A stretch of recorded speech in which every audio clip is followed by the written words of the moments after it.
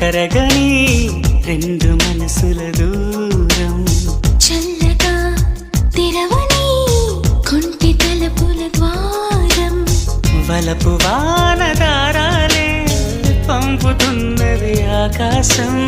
చినుకు పూల హారాలే అల్లుతున్నది మన కోసం తడిపి తడిపి తనతో నడిపి హరివిల్లును వంతెన వేసిన శుభవేళ